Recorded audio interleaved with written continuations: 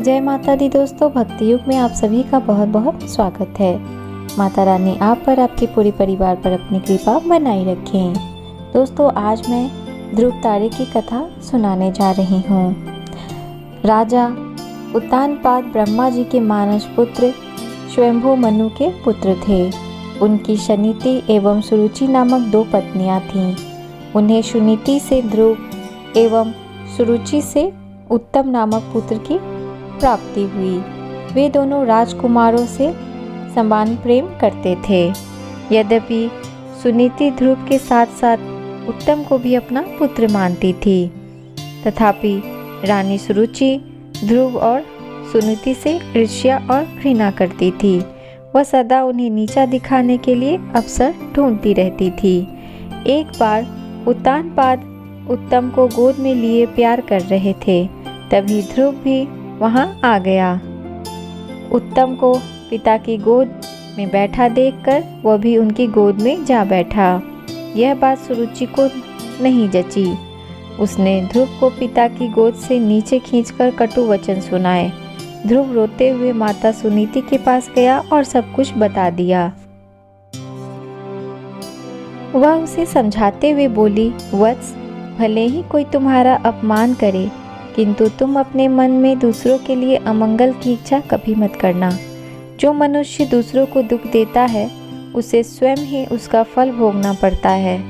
पुत्र, यदि तुम पिता की गोद में बैठना चाहते हो तो भगवान विष्णु की आराधना कर उन्हें प्रसन्न करो। उनकी कृपा से ही तुम्हारे पितामह स्वयंभू मनु को दुर्लभ लौकिक और अलौकिक सुख भोगने के बाद मोक्ष की प्राप्ति हुई थी।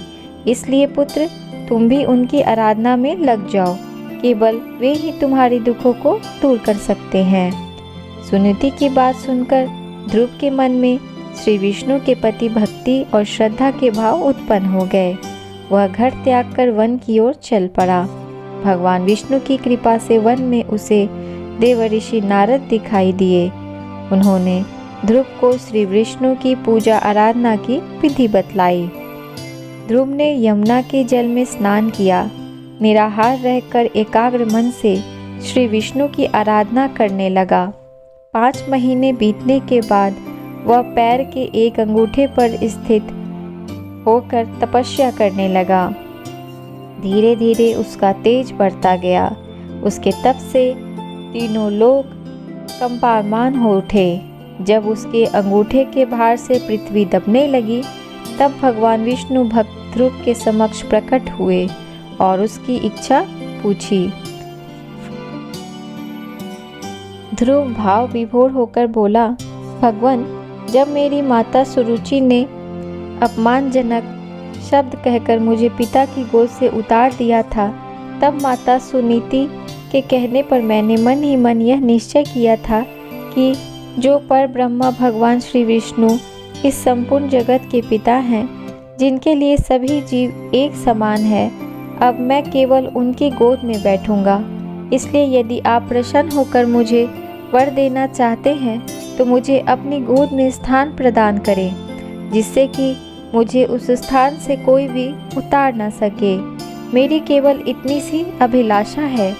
श्री विष्णु बोले, वत्स, तुम्हें केवल मेरा स्नेह प्राप्त करने के लिए इतना कठोर तप किया है, इसलिए तुम्हारी निस्वार्थ भक्ति से प्रसन्न होकर मैं तुम्हें ऐसा स्थान प्रदान करूंगा जिसे आज तक कोई प्राप्त नहीं कर सका। यह ब्रह्मांड मेरा अंश और आकाश मेरी गोद है। मैं तुम्हें अपनी गोद में स्थान प्रदान करता हूँ। आज से तुम ध्रुव नामक तारे के रूप में स्थापित होकर ब्रह्मांड को प्रकाशमान करोगे।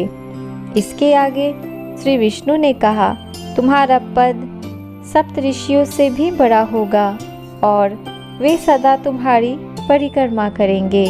जब तक ये ब्रह्मांड रहेगा, कोई भी तुम्हें इस स्थान से नहीं हटा सकेगा। वत्स, अब तुम घर लौट जाओ। कुछ समय बाद तुम्हारे पिता तुम्हें राज्य सौंपकर वन में चले जाएंगे।